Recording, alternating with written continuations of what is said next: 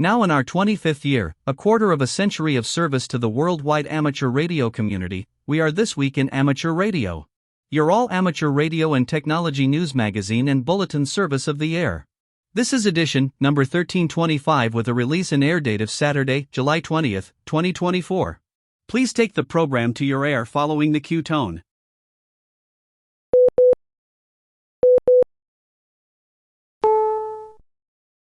On the air and streaming on the internet since 1993, serving the amateur radio community with weekly, reliable, amateur radio news and special features, we are This Week in Amateur Radio, the worldwide premier amateur radio and technology news magazine and bulletin service of the air. Here are the stories for release around the earth as we come to air with edition number 1325 of This Week in Amateur Radio. The ARRL announces leadership changes in the Hudson Division. The recent cyber attack on the computer systems at ARRL headquarters did expose employee-sensitive data. 20 SpaceX satellites come raining down on Earth. Texas radio stations and cellular sites are still off the air in the wake of Hurricane Beryl. The Radio Amateurs of Canada issue a call for nominations for board of director positions. 32 amateurs from clubs all across central New York provide communications for the Boilermaker Road Race. Amateur radio participates in the world's largest military naval exercise. Super long-range Wi-Fi works at a range of 1.8 miles. A video from Ofcom in the UK offers a close-up look at amateur radio licensing changes. The Wireless Institute of Australia seeks input to harmonise 40 meters worldwide. Scientists discover compressing moon dust into Lego bricks will work for constructing buildings on the moon. And NASA says happy birthday to its meatball logo, and finds what it calls plasma bubbles in the ionosphere are tied to radio interference. All of this and a lot more is straight ahead in this news-packed edition of This Week in Amateur Radio. These headline stories will come to you in a moment, along with this week's special features. We'll visit with Bruce Page, KK5DO, and get an update from AMSAT and what's new with all those amateur satellites in orbit. Australia's own Onno Benschop, VK6FLAB, and Foundations of Amateur Radio, will tell us how to plan for contest success. Our own amateur radio historian, Will Rogers, K5WLR, returns with another edition of the Century of Amateur Radio. This week, Will takes us aboard the Wayback Machine to the early 1900s, as we witness amateurs getting organized, and the early formation of the American Radio Relay League. We will stop by and visit with Bill Saliers, AJ8B in the DX Corner, with all the latest news on radio sport, DXpeditions, DX, upcoming contests, and more. That's all straight ahead as North America's premier amateur radio and technology news magazine and bulletin service, This Week in Amateur Radio, takes to the air, right now. Reporting from our headquarters studio just outside Albany, New York, this is W2XBS. And reporting this week from our news bureau in Cortlandville, New York, I'm Chris Perrine, KB2FAF. Reporting from our news bureau in Salem, Ohio, this is Denny Haight, NZ8D. And reporting from our news bureau in Rochester, New York, along the southern shore of Lake Ontario, I'm Dave Wilson, WA2HOY. And reporting from our True New York News Bureau, where this week the Queen Anne's Lace opened, I'm Eric, KD2RJX. And from our news bureau in Knoxville, Tennessee, in the shadow of the Sunsphere, I'm Josh Marler, AA4WX. And reporting from our amateur radio outpost in the Catskill Mountains of upstate New York, where the gardens are overflowing with all sorts of good vegetables right now, I'm Don Hulick, K2ATJ. And reporting from our news bureau in Fayetteville, Arkansas, where we are enjoying some cooler weather this week. Yay! I'm Will Rogers, K5WLR. And now, with this week's lead story, here's our own Chris Perrine, KB2FAF. Leading off our news this week, ARRL Director Nomar Vizcarrando, NP4H, who has represented the Hudson Division since March of 2023, has stepped down, effectively July 12, 2024, at 5 p.m. Eastern. Vice Director Ed Wilson, N2XDD, accedes to the director's chair to complete the remainder of a 3-year term ending December 31st, 2024. Wilson has served as vice director since June 2023.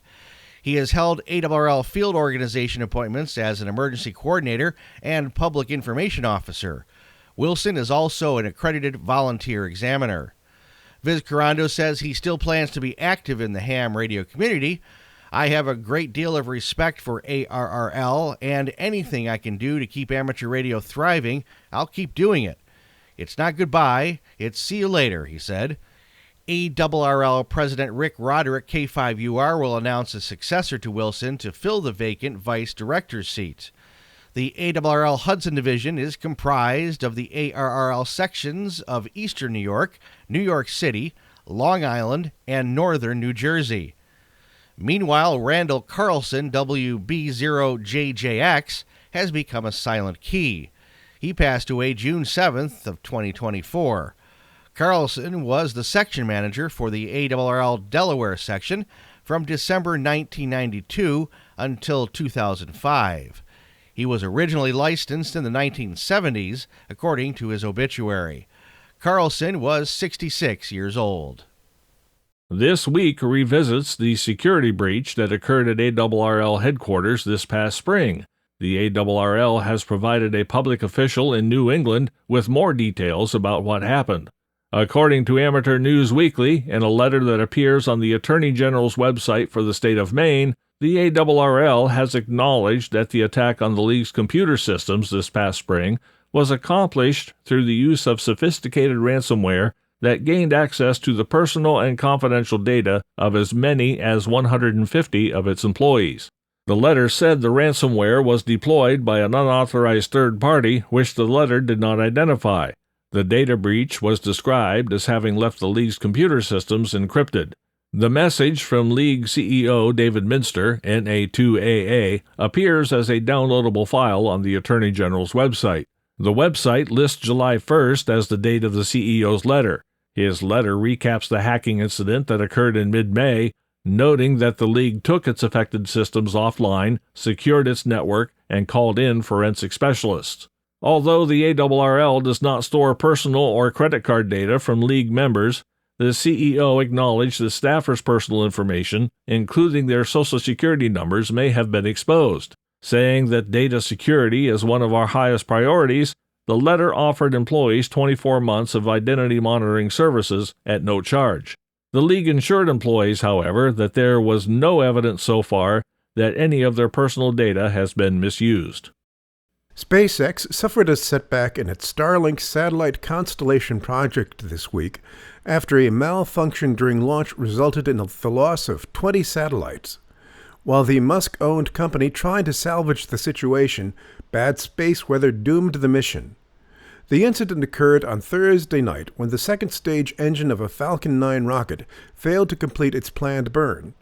This left the deployed Starlink satellites in a much lower orbit than intended, where they encountered significant atmospheric drag.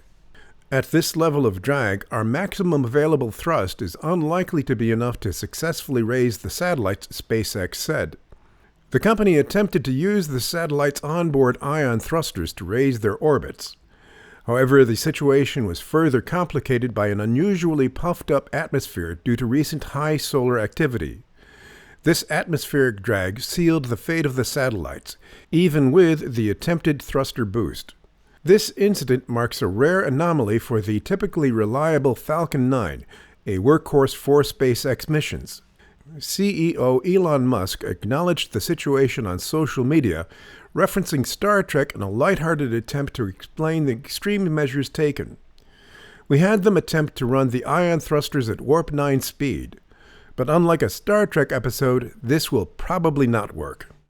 Hurricane Beryl has silenced 3 full-power stations and an FM translator in the Houston metro area, the FCC has said.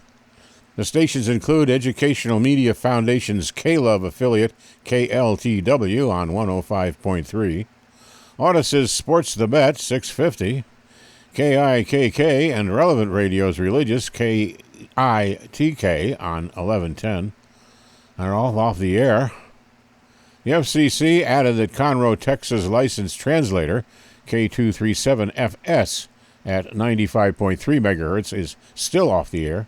It relays AMS KLTW. Some 29% of cell phone tower sites are also out of service in the 6-county Houston area.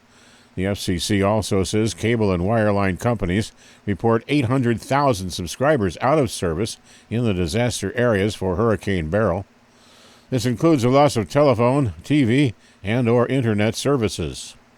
Now celebrating our 25th year keeping the amateur radio community around the world informed, you are listening to This Week in Amateur Radio, available worldwide as a podcast from our web at twiar.net.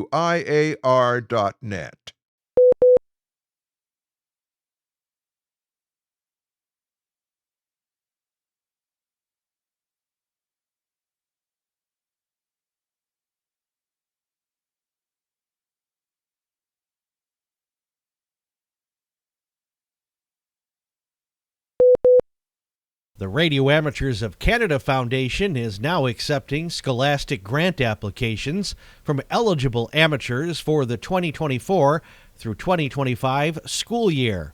The application deadline for all grants is October 31st. Through the RAC Foundation program, Radio Amateurs of Canada provides grants and scholarships to worthy community programs and to young Canadian amateurs who are studying at the post-secondary level. RAC undertook the RAC Foundation program in order to increase the relevance of our national organization at a local level, as well as to increase our relevance to youth. It is thanks to the continued generosity of amateurs and amateur radio clubs from all parts of Canada that we can support talented Canadian amateurs who will contribute to the amateur radio service for years to come. Radio Amateurs of Canada is able to provide grants and scholarships thanks to the RAC Foundation program. RAC operates the foundation in cooperation with the Community Foundation of Ottawa, which administers and invests the donated funds and disperses the earnings from those invested funds to grant applicants based upon direction from the RAC. Eligible candidates must be in full-time attendance at an educational institution such as a university or community college. Canadian radio amateurs must be a certified amateur at the time of the grant application, which includes scholastic grants, research grants, community grants, and emergency grants. Scholastic grants will have a maximum value of $1,000. Decisions on grant eligibility and size will be at the sole discretion of the RAC directors or their designees. RAC has set a minimum of $250 for a grant. Once again, all grant applications should be submitted to the RAC Foundation for processing and recommendation by October 31st. On July 5th, 2024, Innovation Science and Economic Development Canada, or ISED, posted the following announcement. Working with the Radio Amateurs of Canada, Innovation Science and Economic Development Canada plans to update the basic amateur exam questions and answers in early 2025. An advanced copy, in PDF format, will be posted in the coming months on the ISED download page so that instructors and examiners can update the material before the transition. After this update, ISED will perform a similar review of the advanced amateur exam with new exams expected after 2025. As indicated in the announcement, this is the result of an RAC initiative which was presented to ISED in 2022 and over a year of hard work by the members of RAC's Examination Standards Committee. The final details of the update to the basic amateur exam are being worked out now. ISED must put the completed draft of the basic question bank through some internal processes before it can be published. ISED will publish the new basic question bank on its website several months before it is implemented to allow instructors, authors, and candidates the opportunity to adjust to the changes. The existing basic question bank will be used until the new bank is implemented sometime in 2025. RAC's Examination Standards Committee is now working on recommendations for updates to the Advanced Question Bank. The Secretary of the Radio Amateurs of Canada hereby solicits nominations for the positions of Director for the regions of Atlantic, British Columbia, Yukon, Midwest and Ontario North and East, postal codes K and P. If required, an election for this position will be held in October 2024. The Director will take office on January 1, 2025 for a 2-year term. The incumbents are Atlantic, Al Penny, VO1NO. British Columbia and Yukon, Keith Whitney, VE7KW. Midwest Ed Richardson, VE4EAR, VE4VT, and Ontario North and East Craig Delmage, VE3OP. The candidate must be a full voting member of RAC, must have reached the legal age of majority, and must reside in the region for which he or she is nominated. A candidate may not nominate himself or herself. The nomination form will be printed or typed, clearly indicate the candidate's name, call sign, and RAC membership number, and clearly indicate the names, call signs, RAC membership numbers, and original signatures of 10 or more full voting members of the RAC. The nominators must have reached the legal age of majority and must reside in the same region as the candidate whom they are nominating. Also, each candidate must sign the nomination form indicating a willingness to be nominated. Also must include with the nomination a brief biographical sketch limited to 500 words, succinctly setting out his or her background and qualifications.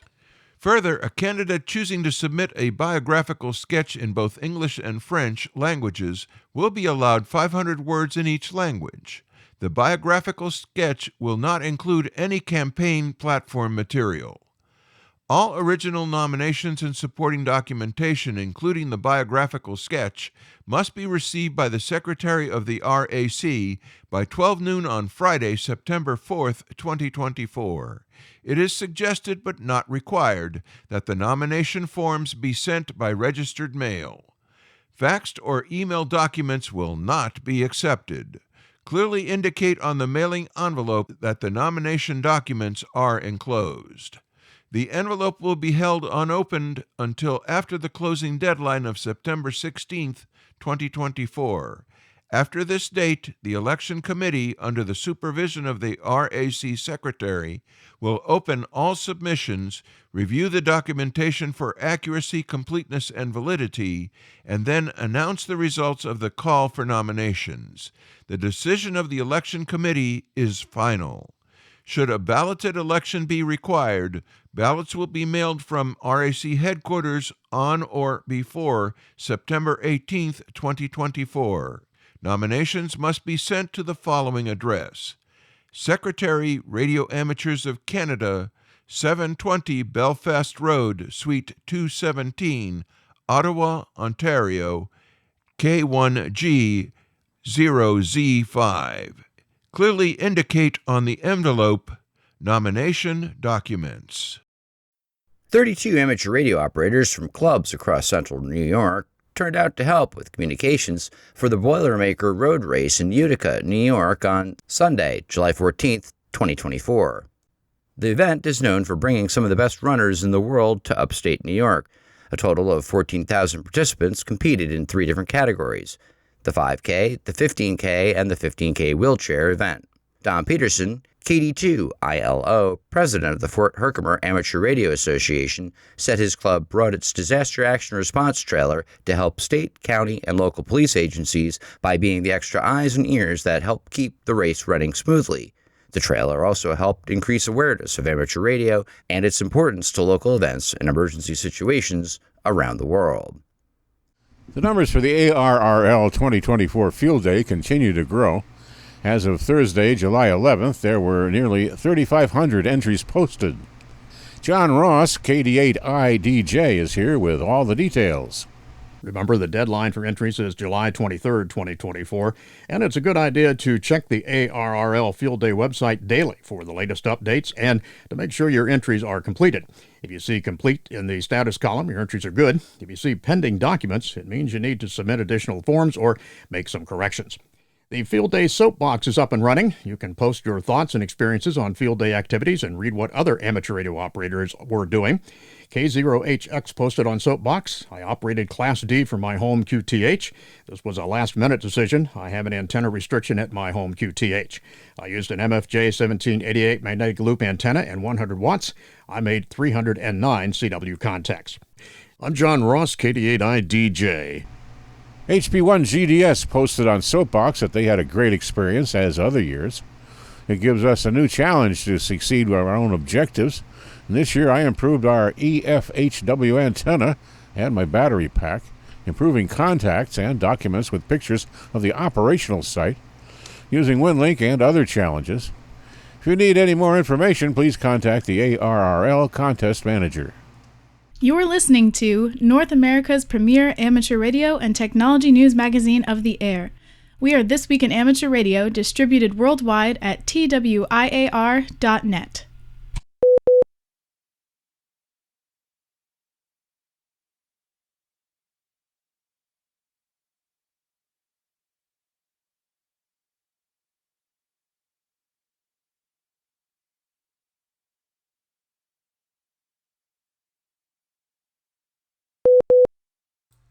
The Wireless Institute of Australia is requesting feedback from members and general amateur radio operators to move closer to a standardized 40-meter band plan across the globe.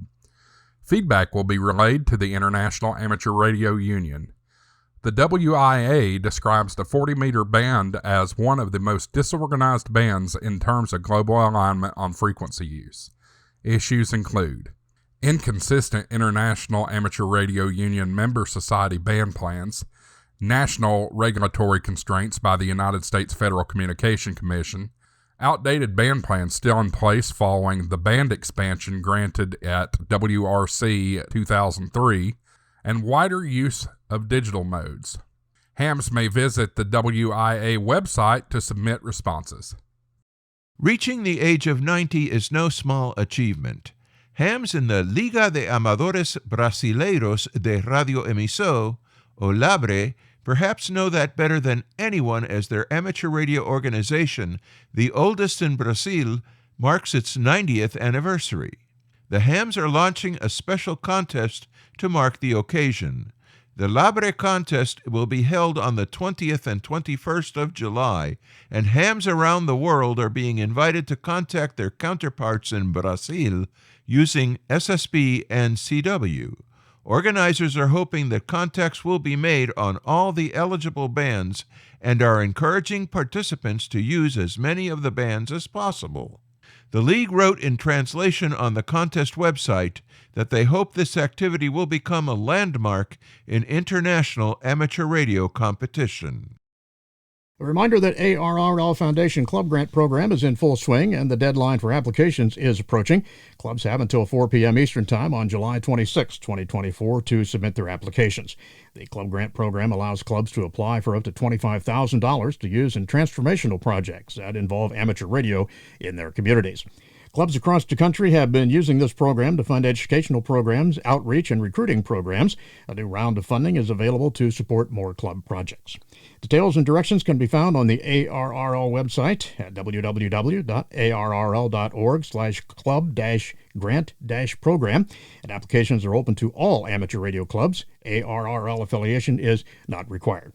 So don't miss out on a great opportunity. July 26th is approaching, and now is the time to apply.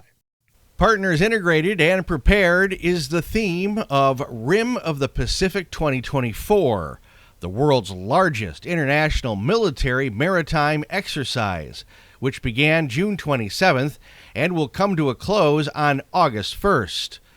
John Ross, KD8 IDJ, is here with all the details. Conducted from Joint Base Pearl Harbor, Hickam, Oahu, Hawaii, the exercise encompasses many islands in the Hawaiian chain. The event included 29 nations, 40 surface ships, 3 submarines, 14 national land forces, and over 150 aircraft and more than 25,000 personnel, including amateur radio operators working with healthcare facilities. The amateur radio portion of the exercise has been completed. ARRL Assistant Section Manager and State Government Liaison Michael Miller, KH6ML, said 36 amateur radio operators from Hawaii volunteered to demonstrate the value of amateur radio in emergency preparedness and response. It turned out very good, said Miller. Some of the hospitals, staff, and administrators involved had their first experience with amateur radio. The operators were able to blend their skills using public service radios, satellite phones, as well as amateur radio. Miller pointed out that hospitals on the smaller islands don't usually have a full-time communications officer, so working with amateur radio gives them experience for future emergencies. The amateurs worked with HealthCom Hawaii, which provides amateur radio communications to healthcare associations in Hawaii during emergencies and disasters. HealthCom Hawaii really needs 100 more operators for backup and to build skill sets through monthly exercises, Miller added. Vice Admiral John Wade, Commander U.S. 3rd Fleet and RIMPAC 2024 Combined Task Force Commander, said the Rim of the Pacific exercise has grown over the years to be the world's largest and premier combined maritime training opportunity. The exercise purpose is to build relationships, to enhance interoperability and proficiency, and ultimately contribute to the peace and stability in the vitally important Indo-Pacific region. I'm John Ross, KD8IDJ.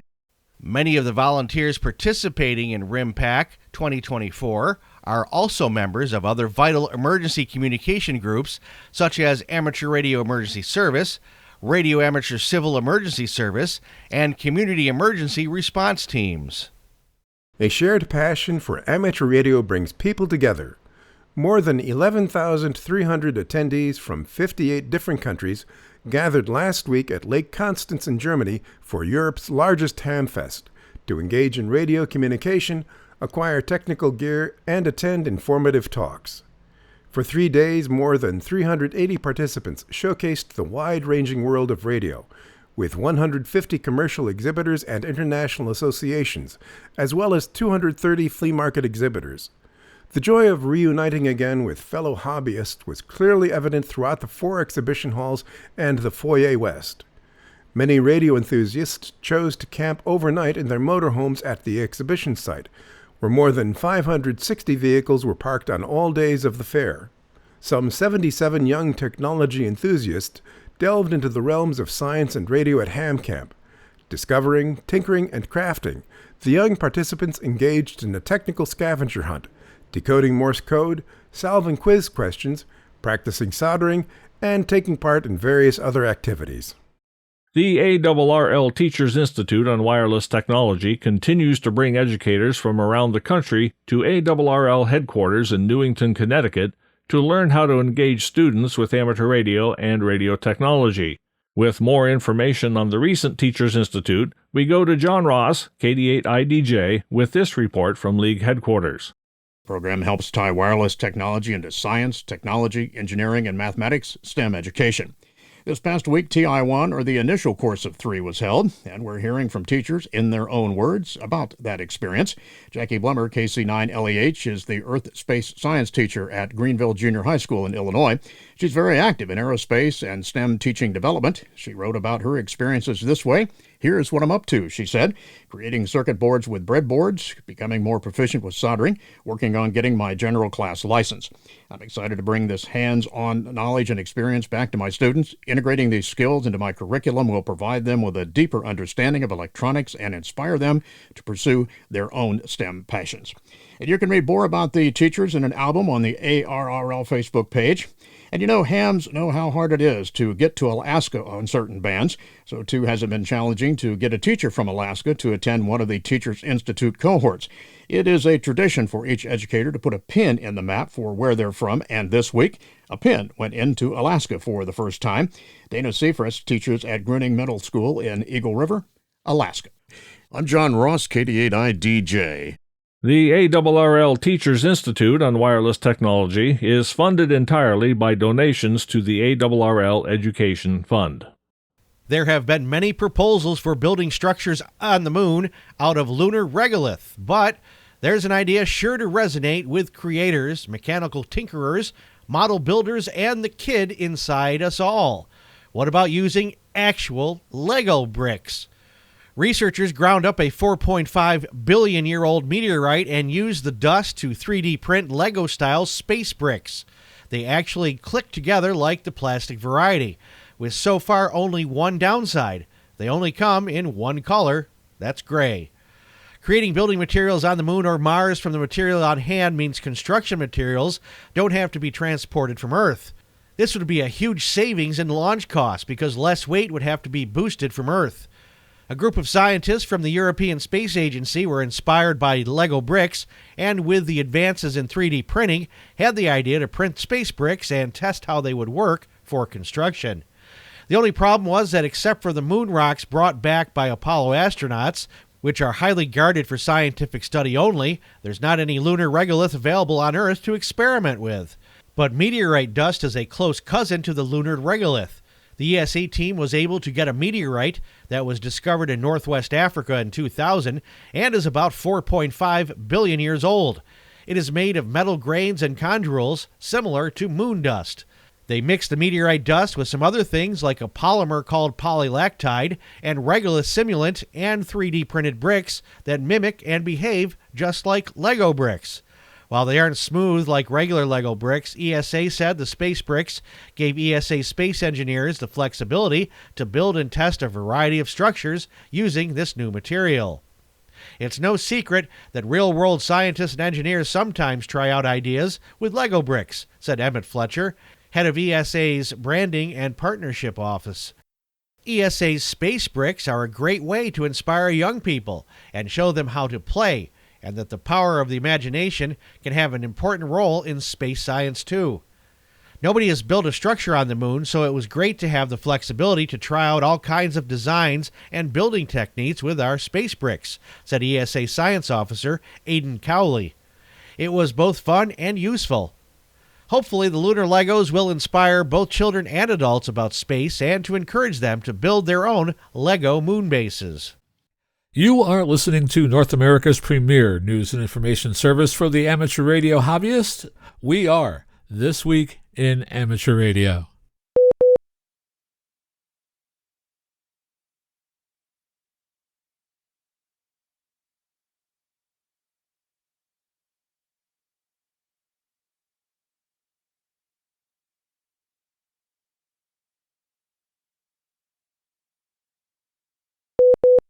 Coming up next, This Week in Amateur Radio is presenting another chapter of A Century of Amateur Radio, hams, organizations, events, inventions, from the mind of Chris Cordella, W2PA, and his editing team.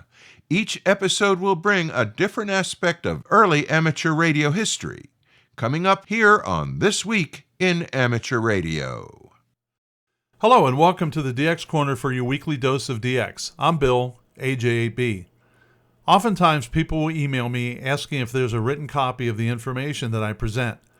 There are so many call signs, dates, and URLs being discussed, you could never remember them until such time as you could write them down. I use most of the same data that you hear in the DX Corner for the weekly DX column in the Ohio Section Journal. If you would just Google ARRL Ohio Section, you will find the Ohio Section website and you can subscribe to the weekly journal and get most of this information. The actual website is arrl-ohio.org. This is a free journal and you don't need to be an ARRL member to receive it. You won't get the well-rounded information that you get from This Week in Amateur Radio podcast, but you will get the DX information that I mentioned. So here's what's happening in the world of DX. This section of DX News comes from Bernie, W3UR, editor of the Daily DX, the Weekly DX, and the How's DX column in QST. If you would like a free 2-week trial of the Daily DX, the only source of real-time DX information, just drop me a note at thedxmentor@gmail.com. The Dateline DX Association, a worldwide DX organization, is pleased to announce to the amateur radio DX community that it will operate from a small island nation of Sao Tome and Principe, S9 Zulu, from November 11th to the 20th. The license, issued by the General Regulatory Authority in Sao Tome and Principe, authorized the call sign of S9Z. This operation will be on CW, sideband, and digital using hex beams and tall verticals on 160 through 6, as well as 432 MHz EME. The S9Z team includes a host of outstanding, experienced operators. All are highly experienced in DXing, de-expeditioning, and contesting. The S9Z website is under construction. In the meantime, information is being posted on QRZ.com, and as it's made public, I'll have it for you here. W7 Golf Juliet Lance plans to mount a 6-meter EME de-expedition from Tristan da Cunha, September 26 to October 25th, using the call sign Zulu Delta 9 Golf Japan. He is currently on waiting list for sea passages, leaving Cape Town, South Africa on September 18th, returning on October 27th. None of this is a sure thing, however. He says that he may be, quote, bumped for higher priority passengers. Quote, all my equipment is checked, packed, and sitting here ready to go with me on the next de-expedition. I just need the confirmation of a passage, end quote. In the meantime, Lance is investigating the possibility of activating another rare DXCC entity for the first time on 6-meter EME in case the ZD9 trip is canceled again. Quote, I was hoping that ZD8, Ascension Island, could be a backup location, but research has shown that there currently is no place to operate, and only friends and relatives of those already living on the island are issued visas. I'm still investigating the possibility of H40, Tuamotu Province, and D6, the Comoros Islands, but neither of those DXCC entities currently have good lines of communication, so it's taking longer to move forward on those. In the meantime, my fingers are still crossed for ZD9, end quote.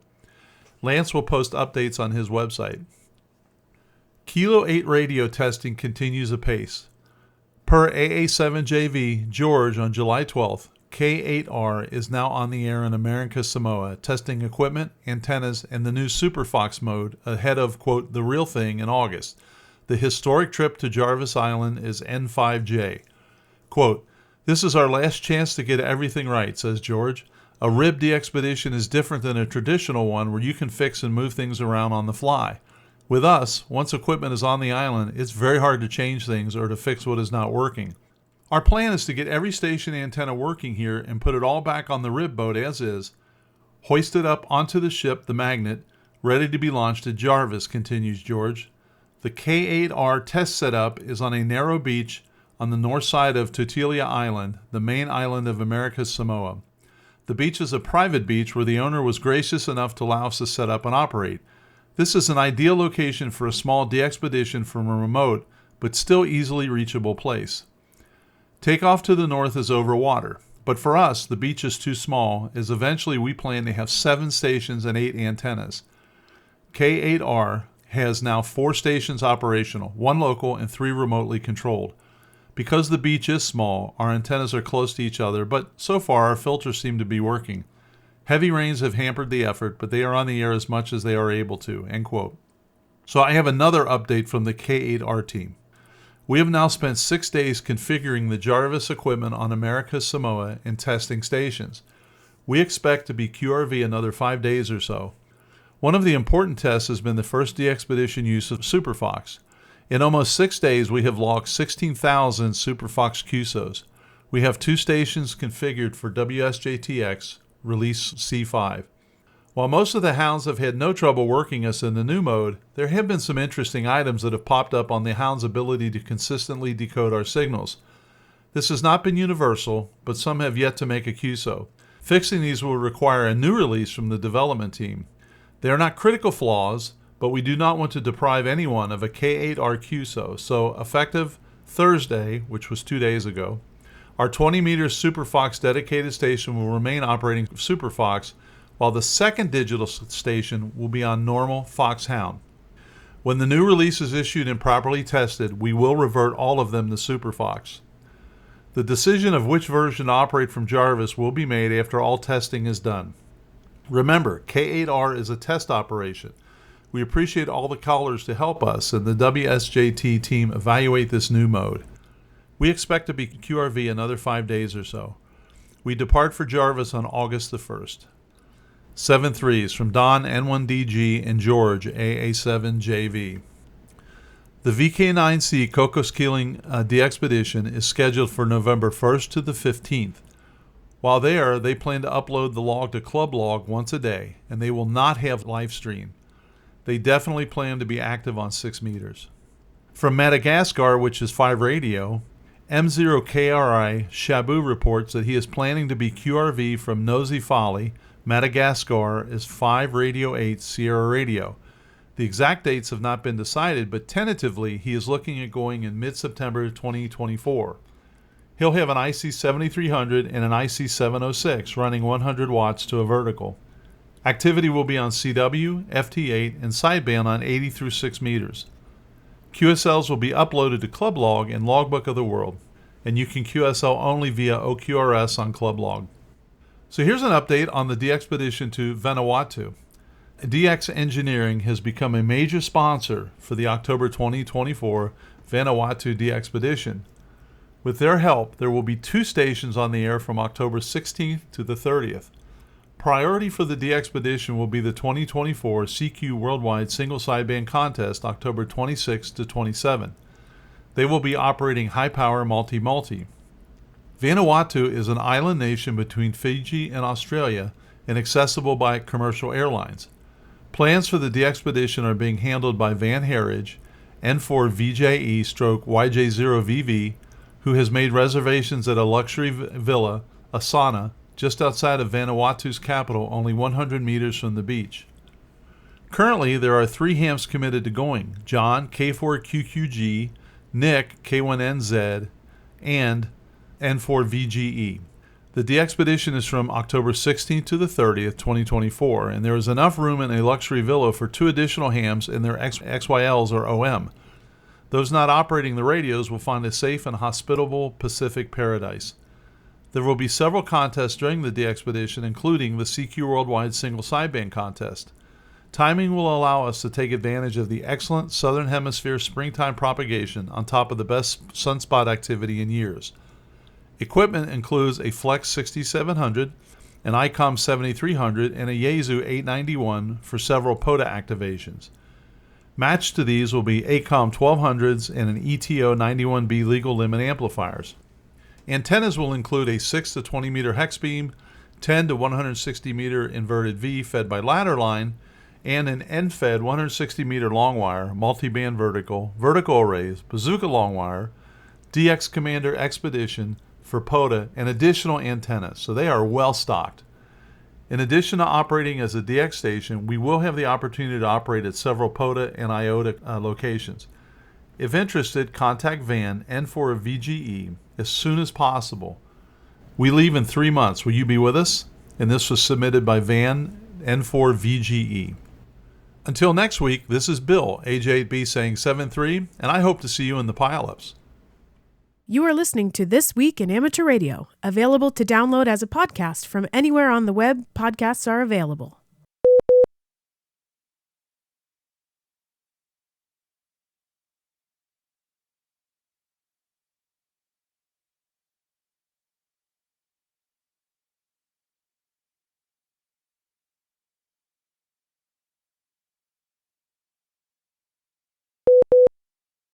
Welcome to the 4th segment of Ham Radio History, a century of amateur radio, hams, organizations, events, inventions. I'm Will Rogers, K5WLR. Chris Cadella, W2PA, has an excellent website with the same title. I want to thank him for allowing us to use his work here in these programs. So sit back and enjoy this, the next of many chapters of ham radio history. Getting organized. A growing number of clubs across the country, especially in and around cities, continued to spur interest in amateur radio. One of them, the Radio Club of Hartford in Connecticut, held its first meeting on 14 January 1914 and would soon play a larger role than most in amateur radio history. Local businessman and engineer Hiram Percy Maxim was among the group in Hartford that evening. Already a prominent radio amateur, he operated a 1-kilowatt station with call sign 1WH, capable of reaching 100 miles or more under good conditions, an astounding distance for an amateur and about the best that the state-of-the-art and legal restrictions made possible.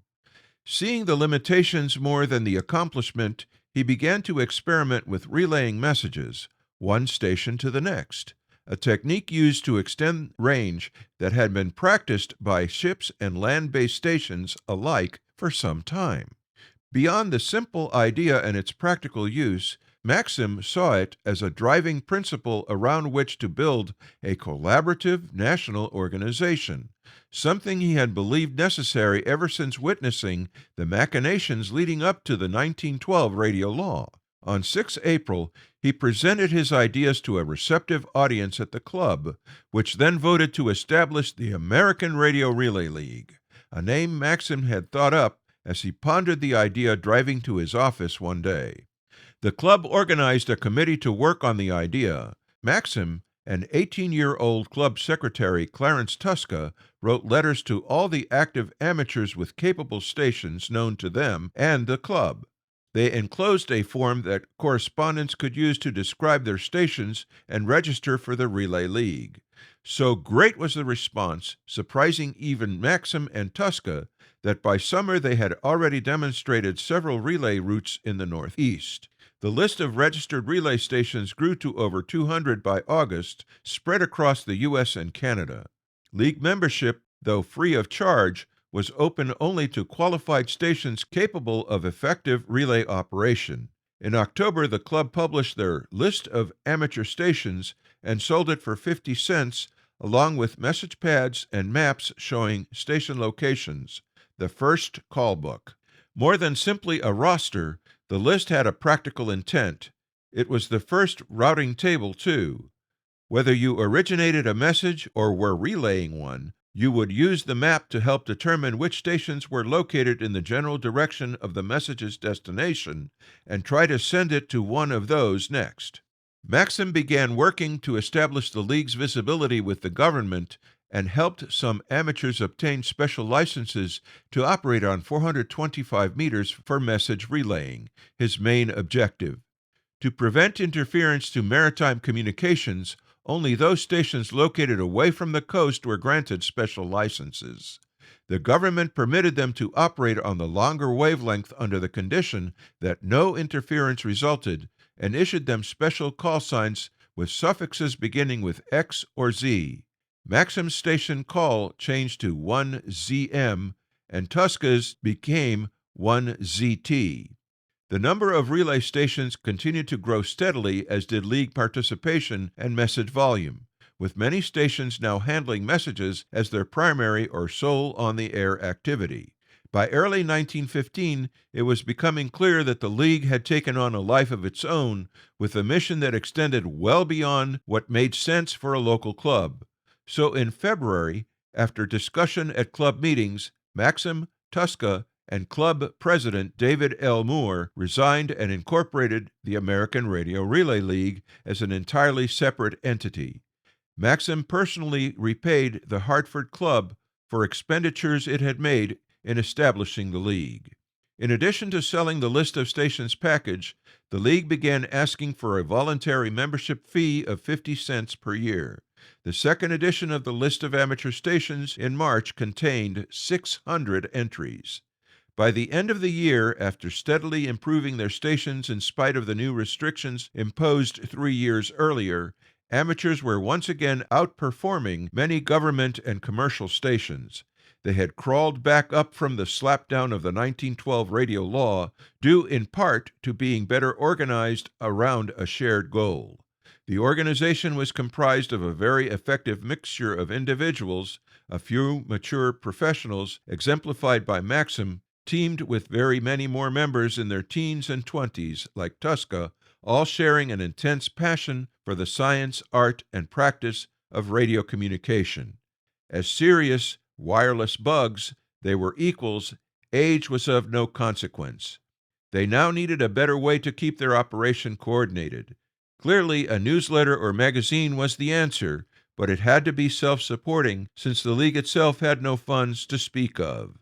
Included in this material is a quote from the following: Clinton B. DeSoto, 200 meters and down, the American Radio Relay League, Incorporated, 1936, page 40.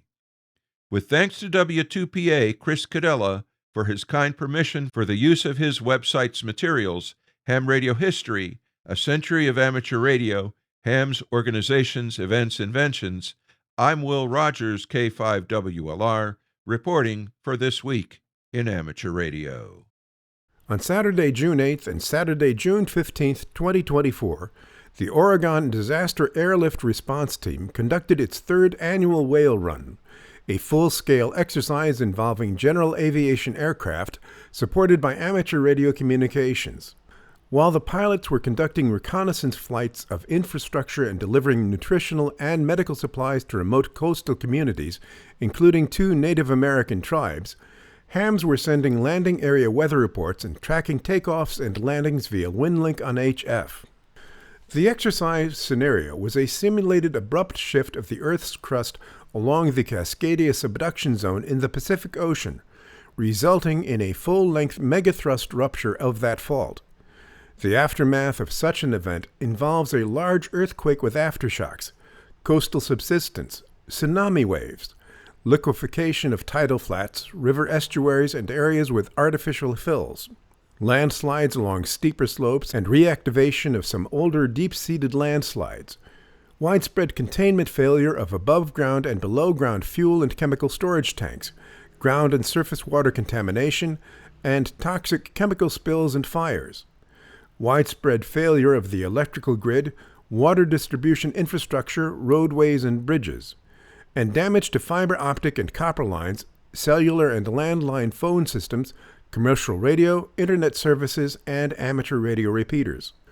For areas between Cape Mendocino in Northern California and Nootka Island in British Columbia, it is not a matter of if this will happen in the future, but when it will take place. ODART conducted 11 cargo positioning flights carrying 3,050 pounds of food on June 8th and 11th, and cargo delivery flights on June 15th. The amount of cargo delivered on the second Saturday to simulated impact areas was less, as one of the destination airfields on the northern Oregon coast couldn't be reached safely because of weather. Hopefully that set of deliveries can be completed before the end of the summer. In 2023, one float plane made a single delivery flight, but in 2024 this increased to 5 float planes, making a total of 6 delivery flights. New for the 2024 exercise from an amateur radio perspective was the use of custom WinLink forms using insertion tags, which made the information transfer more efficient and resulted in consistent formatting. An aeronautical mobile station was aloft on both exercise weekends to see how air-to-ground communications via ham radio might be effective in relaying tactical messages in an actual emergency. Despite using headphones, a high noise level in the cockpit is something which still requires a better solution. The 2024 edition of the Whale Run full-scale exercise involved 20 general aviation pilots flying over 7,500 air miles. They were supported by over 40 radio amateurs from 10 different counties across a 360-mile-long geographic footprint. This exercise was a bit more challenging as a coronal mass ejection from sunspot AR3712 occurred just a few hours before the start of the exercise on the second day. But the communications teams overcame the challenge. All food banks were most grateful for the donations they received. Volunteer general aviation groups with missions similar to ODART exist in most areas of the country. So if your MCOM group isn't currently helping one with their communications, now would be the good time to reach out. Celebrating 25 years of providing the amateur radio community with the latest ham radio news and information, you are listening to This Week in Amateur Radio.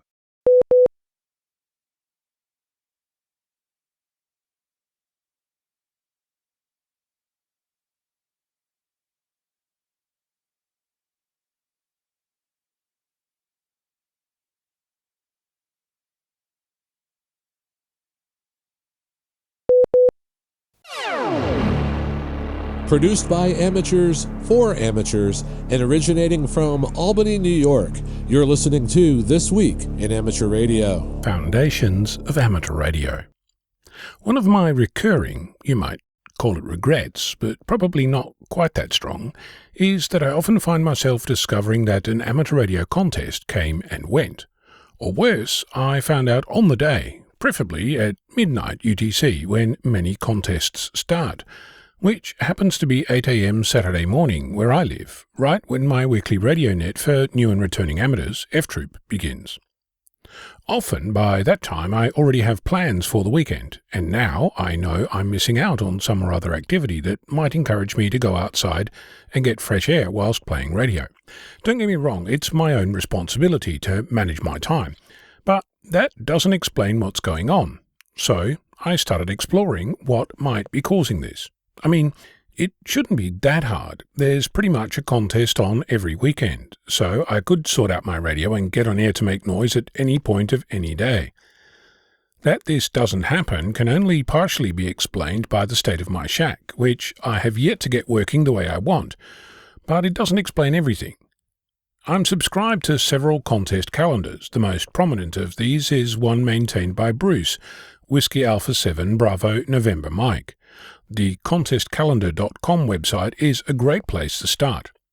Another is the personal site of prolific contester and contest manager Alan Victor Kilo 4 Sierra November. Both sites offer a calendar feed file that you can subscribe to. So, subscribe to the calendar. Job done, right? Unfortunately not. As it happens, for several years I have, in fact, subscribed to both those calendars. I even shared these with my partner, which results in a fun exchange at the breakfast table that goes something like this. Hey, do you need the car on Saturday? Why? Well, there's an amateur contest on. So my partner is often more aware of contests than I am, and supposedly I'm the amateur in this household. It occurs to me that I need an alert to point at an upcoming contest, preferably one that I can configure that's specific to me. I don't tend to look that far into the future. I have plenty of stuff that needs to happen today without worrying about next month. I started exploring what I might do about this. Be the change you want to see. So I contacted Bruce and asked what views he might hold on the addition of an alarm in the calendar file he publishes. I also asked if there was a way to configure what contests are visible in that file. Whilst hunting through his site, I discovered that there's plenty of Australian contests not on the site, so I created a list of contests I know about that I thought should be on the calendar. I might point out that Bruce's job isn't easy. Trying to get information out of contest managers can sometimes be like powering a spark gap transmitter using a pushbike. Here's an example of one contest that has an algorithm to determine when the next contest is. I kid you not.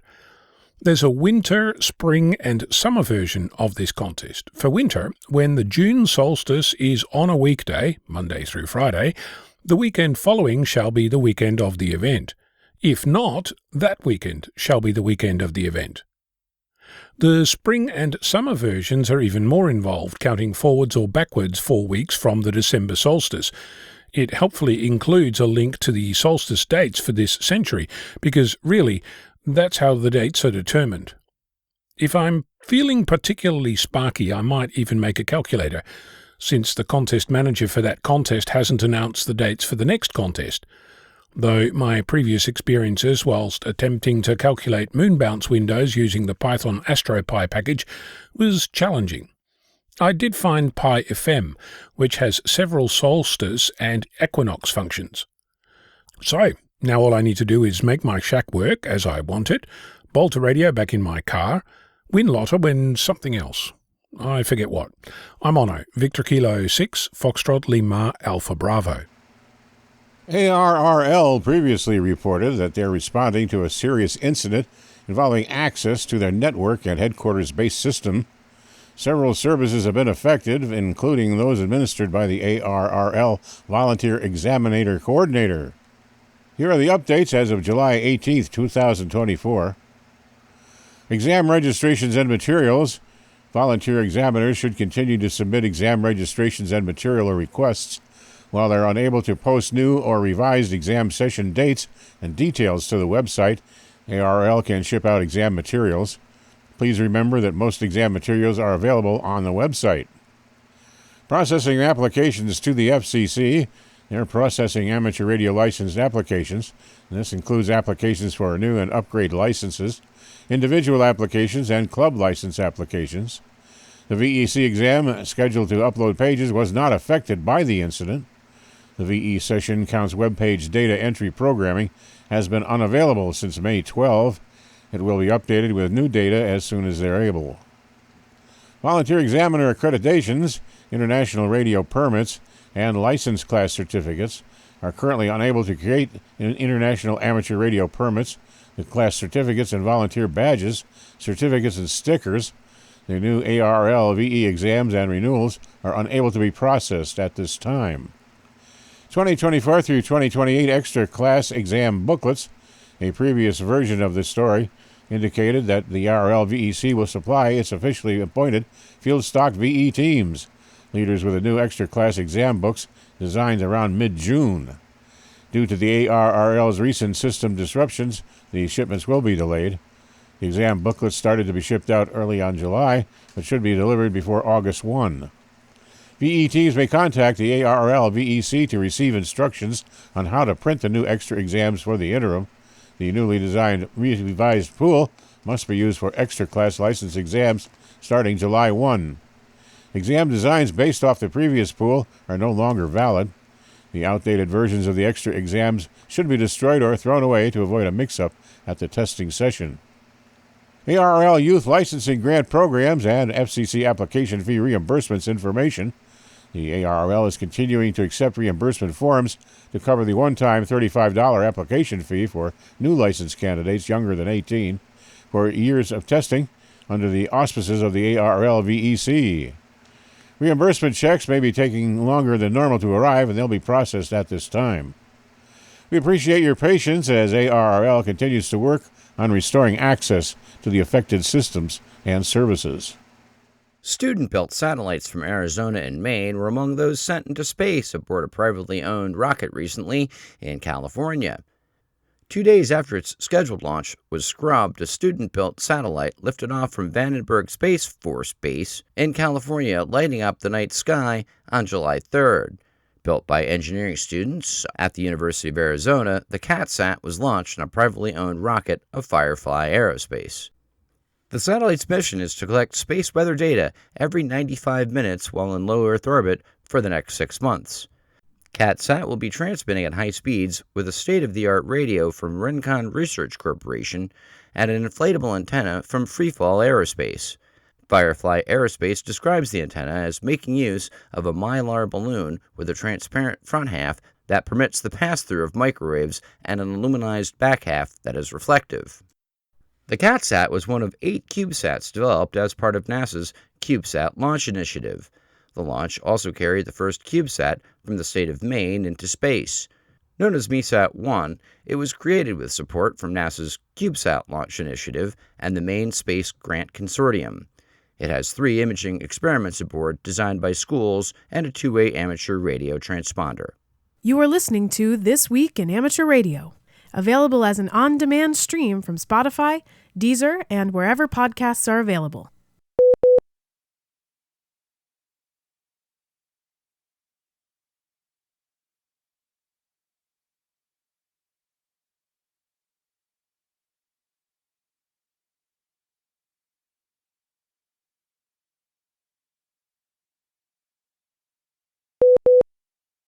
It is time for AMSAT's weekly satellite news shorts from all over. First up this week, congratulations are in order for Frank Hoonhout, KJ7DZ, for his impressive accomplishment in earning Gridmaster Award number 66.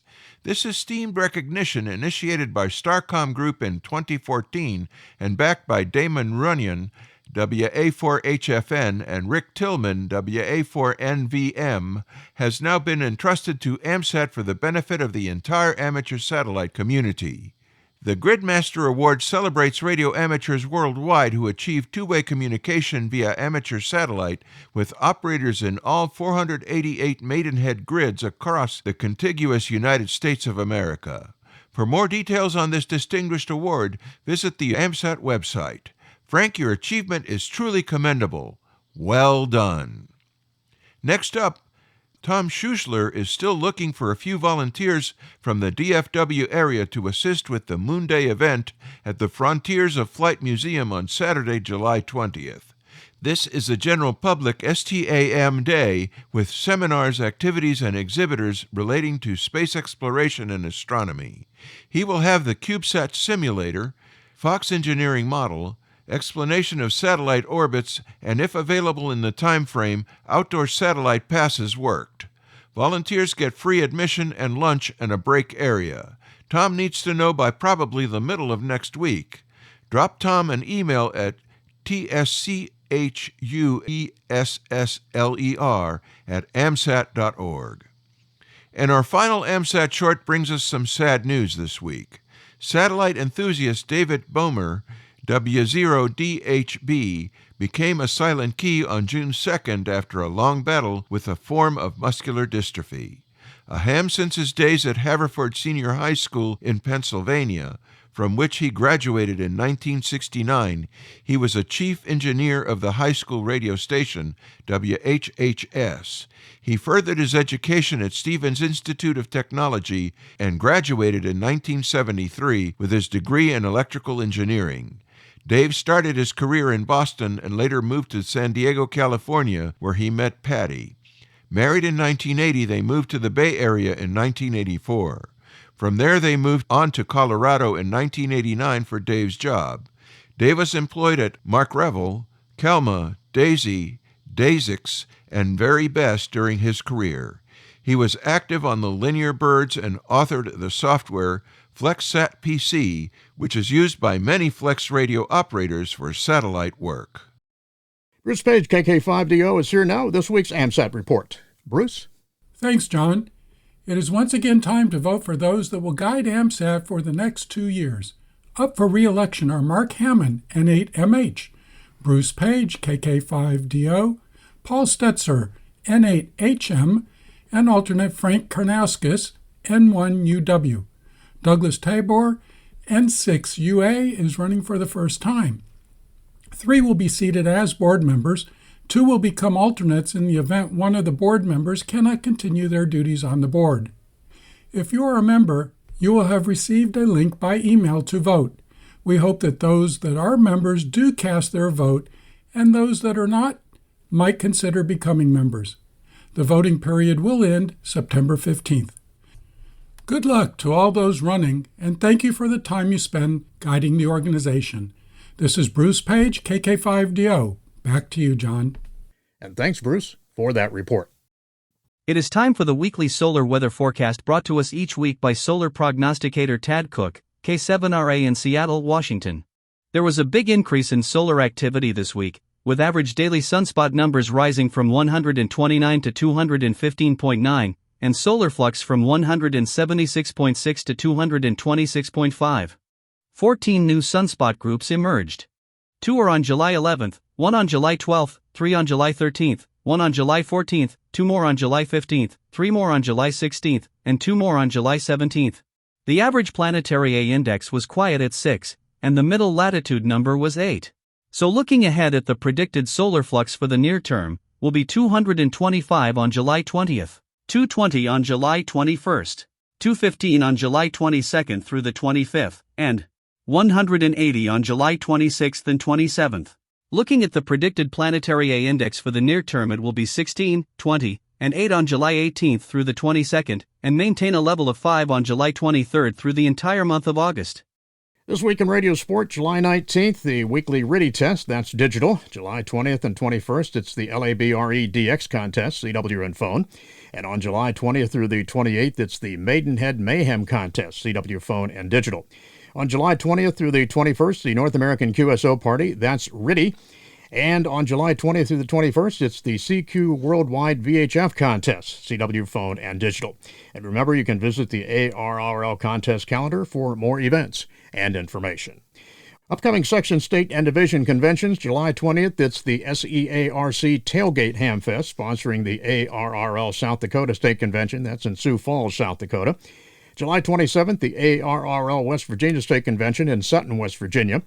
The Kootenai Amateur Radio Society sponsoring the ARRL Idaho State Convention. That's in Post Falls, Idaho. On August 3rd, it's the Elkhart East Hamfest sponsoring the ARRL Central Division Convention. That's in Elkhart, Indiana. And on August 4th, it's the SVARC Berryville Hamfest sponsoring the ARRL Virginia State Convention in Berryville, Virginia. Wireless tech company Morse Micro has achieved a new Wi-Fi distance record of 1.8 miles, that's 3 kilometers, using the HALO 802.111AH standard. While HALO was originally announced in 2016, its proper implementation is only just starting to pick up steam, and now Morse Micro is pulling it off in a big way. Morse Micro's connection speed during this testing ranged from 11 megabits per second at 500 meters to just 1 megabit per second at the maximum range of 3 kilometers, but this was still enough to maintain a working video call. The company uploaded the demonstration to YouTube if you want to see the testing in action. Part of what makes this test impressive isn't just the sheer range at which a working Wi-Fi signal could be accomplished. It was its ability to work at that range despite all the real-world wireless interference of the surrounding urban area. Since ultra-long-range Wi-Fi devices like this are primarily targeted at Internet of Things scenarios rather than media due to the lower speeds, this feat suggests that Wi-Fi Halo is the ultimate long-range wireless solution.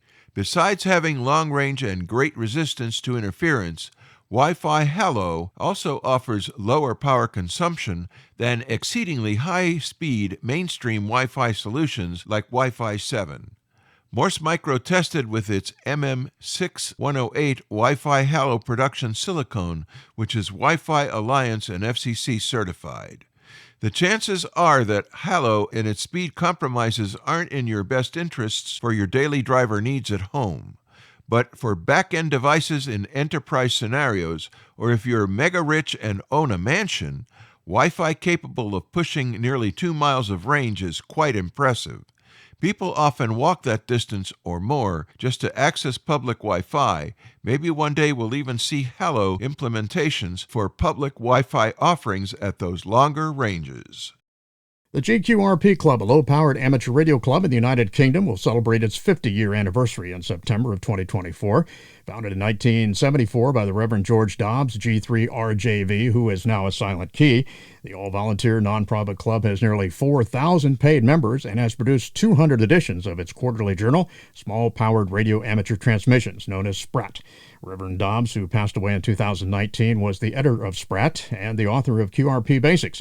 He was a frequent Hamvention attendee and in 2015 received the Hamvention Technical Excellence Award.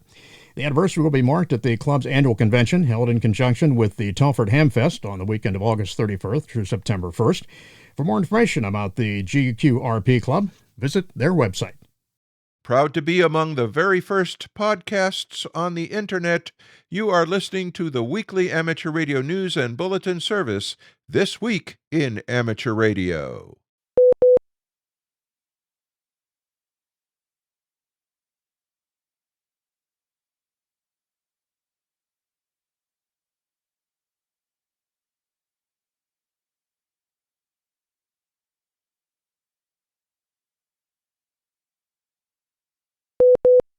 HamCon Zion 2024, hosting the ARRL Rocky Mountain Division Convention, the Young Ladies Radio League 85th Convention, and the RV Radio Network's 2024 Western Rally, was a success. The inaugural event, held in St. George, Utah, was well attended, and many reported the facility and events were first-rate.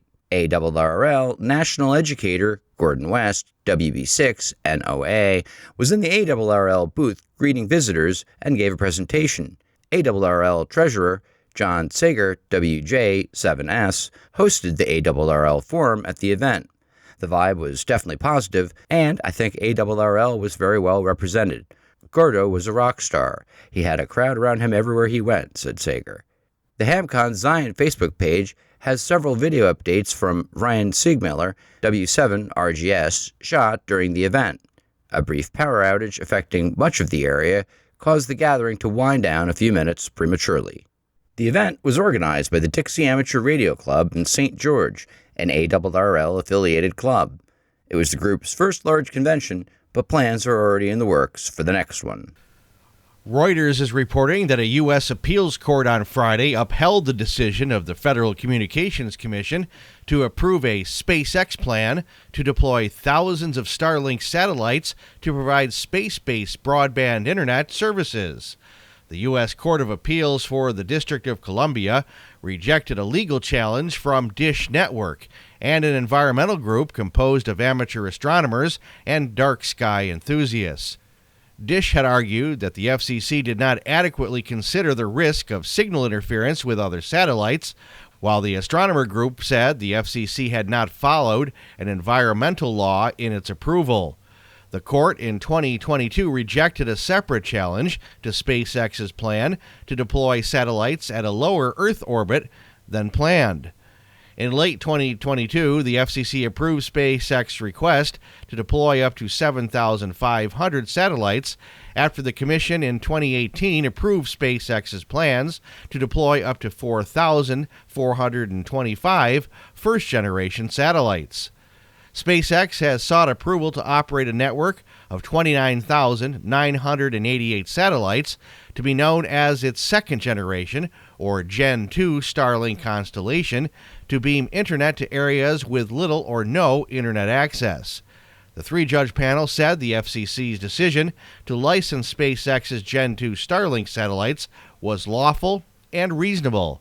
In 2022, the FCC turned down applications from billionaire Elon Musk's SpaceX and LTD Broadband for funds that had been tentatively awarded in 2020 under the Commission's Rural Digital Opportunity Fund, a multi-billion-dollar program in which SpaceX was poised to receive $885.5 million to beam satellite internet to U.S. regions with little to no internet connections.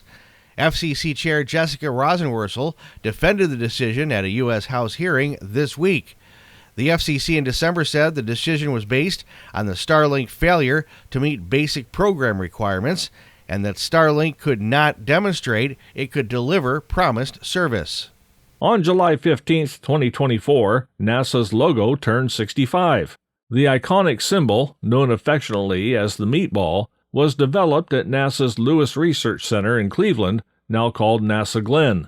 Employee James Motorelli, who started his career at the center as an artist and technical illustrator, was its chief designer.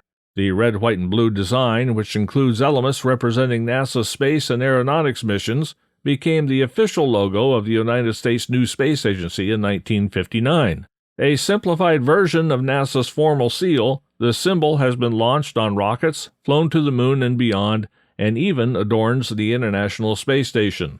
Along with its importance as a timeless symbol of exploration and discovery, the logo is also one of the world's most recognized brand symbols.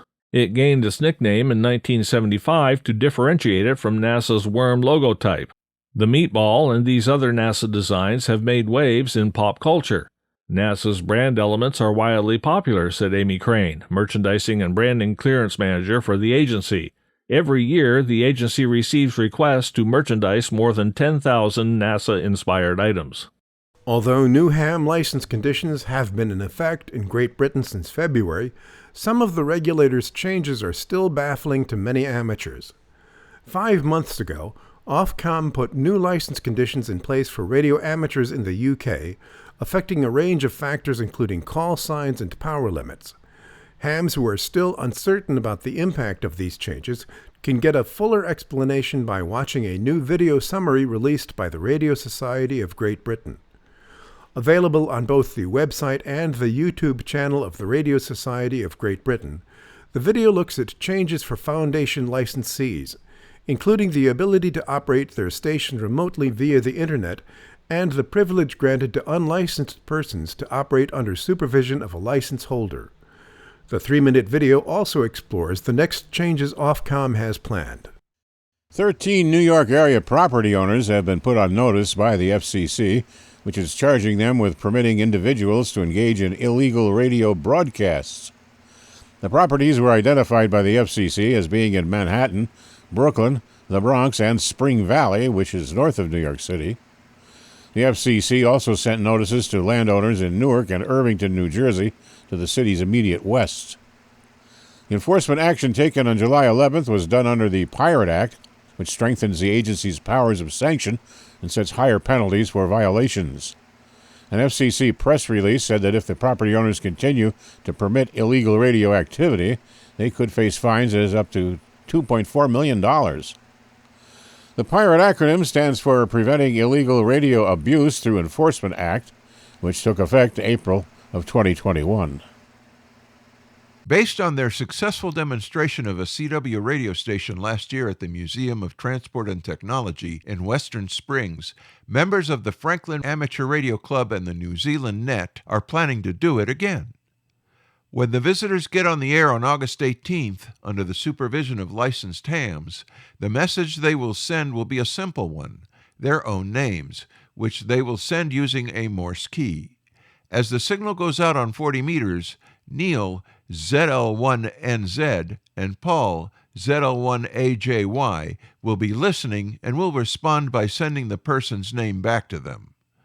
Peter Henderson, ZL1PX, president of the Franklin Amateur Radio Club, said that the popular event grew out of a request from the museum itself after staffers noticed that the most popular exhibit in the Telecom Exhibition Center was the Morse code key and buzzer.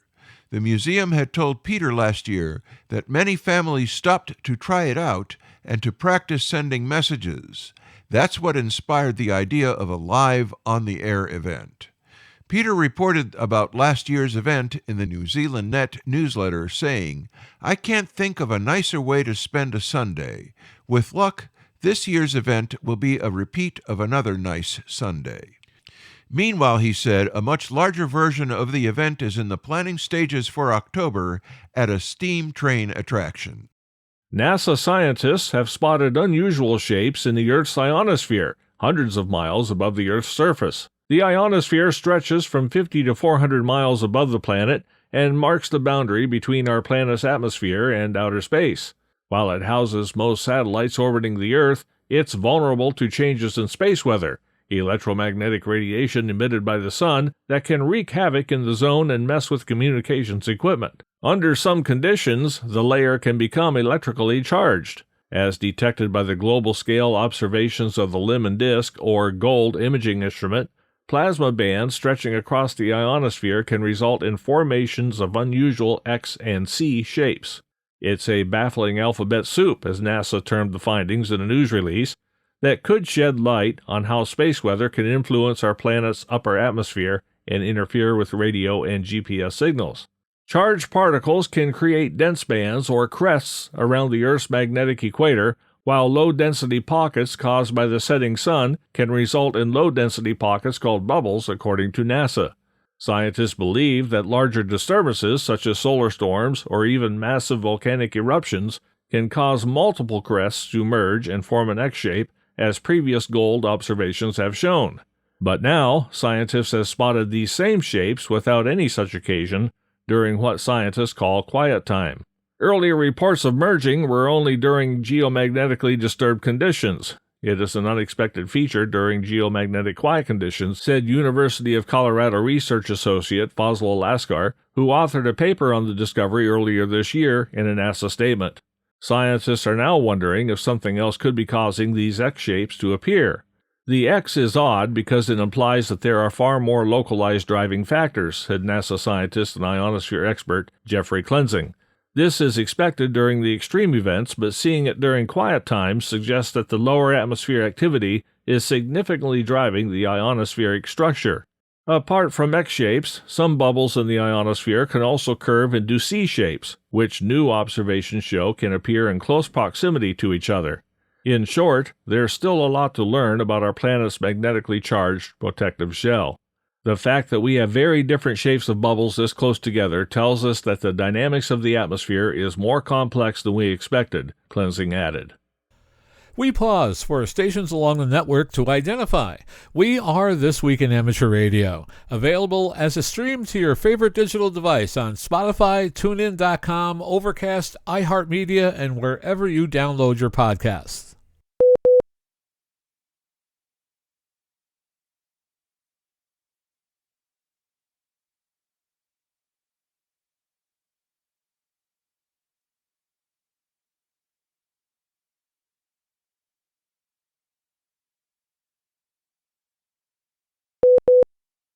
The Dave Coulter Memorial Youth DX Adventure will participate in a special event as K3Y on Saturday, July 27th, 2024. The K3LR Contrast Group will serve as the host station for the event, and YDXA amateur radio operators will participate in the Radio Society of Great Britain's Islands on the Air contest as a team of youth operators. This is the second time a YDXA event is being hosted in the United States. K3LR in Western Pennsylvania is one of the largest stations in the world, and this adventure has special meaning for the Dave Coulter kids and their parents. The youth team of Ian Alkema, KI8AN, and Lily Cullen, W8LIL, will be joined by alumni and youth mentors Katie Campbell, KE8LQR, and Grace Pepe, K8LG, as K3Y operators. The trip is sponsored by the Dayton Amateur Radio Association, K3LR Contest Superstation, and DX Engineering. More information will be available soon at youthdxa.org. VHF contesting season is in full swing. Summer weather brings with it enhanced propagation. With good conditions, stations hundreds of miles away can be worked via tropospheric ducting, E-skip, and perhaps even meteor scatter. If you have an HF rig that includes 6 meters or VHF and UHF capability, you've got just the tools you need to take advantage of these enhancements. U.S. amateurs of all license classes may participate in these events, so they are a great way for technician class hams to compete in contests. There are several upcoming VHF Plus contests coming up. The 2024 CQ Worldwide VHF Contest is this weekend, beginning at 1800 UTC on Saturday, July 20th, and concluding at 2100 UTC on Sunday, July 21st. Participants can operate on the 6 and 2 meter bands. The first of the VHF fall sprints, the 6 meter sprint, will be held from 1800 to 2200 UTC on Saturday, August 10th. The sprints continue in September with single band events on 144, 222, and 432 MHz. The final sprint, held on Saturday, October 5th, includes all bands 902 MHz and above. Closing out the VHF contest season is the ARRL September VHF contest, which will be held from 1800 UTC on Saturday, September 14th through 0259 UTC on Monday, September 16th. All amateur frequencies above 50 MHz may be used. For activities on the higher VHF and UHF bands, there are 2 contest opportunities coming up. The ARRL 222 and up distance contest begins at 1800 UTC on Saturday, August 3rd, and concludes at 1759 UTC on Sunday, August 4th.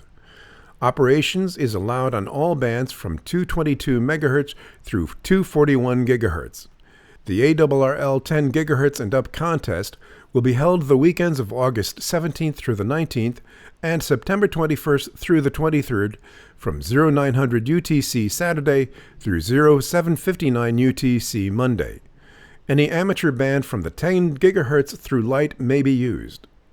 If you need an antenna for the VHF contest season, ARRL has a space and budget-conscious solution with 2 antennas in one. The ARRL dual-band Momo Beam 6 and 10 antenna features a 10-meter Moxon and 6-meter Yagi. The antenna is made of aluminum tubes, galvanized steel hardware, UV-resistant Palm C driver insulators, and polypropylene clamps. Assembly is easy and all tubes are labeled. It comes with 2 sets of hardware, one for permanent install and the other for portable use.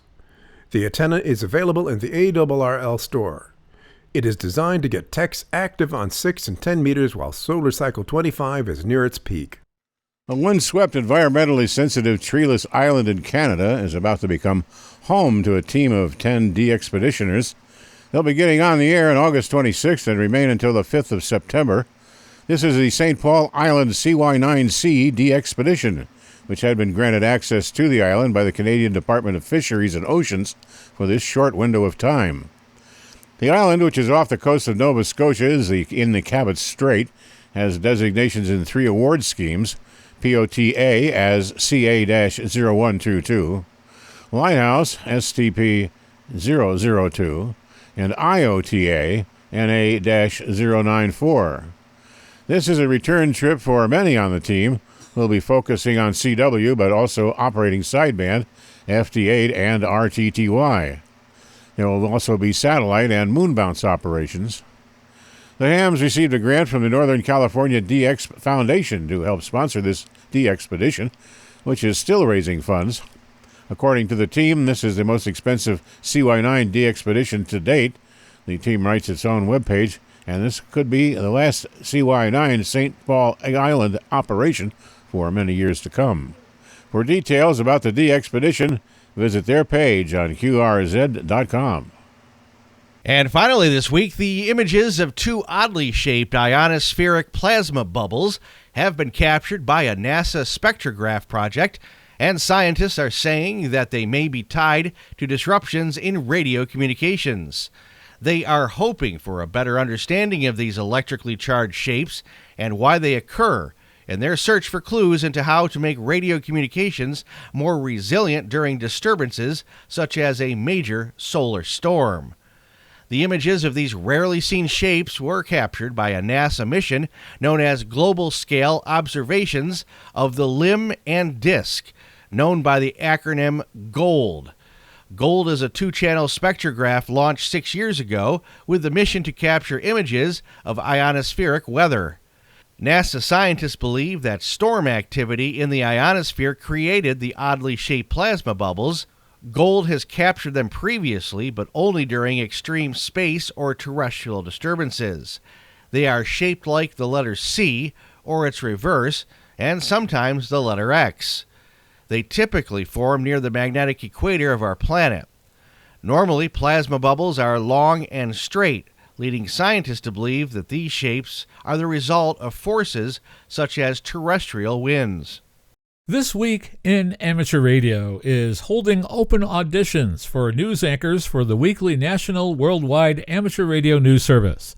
If you have a good radio voice and can reliably read provided news copy, we are looking for you.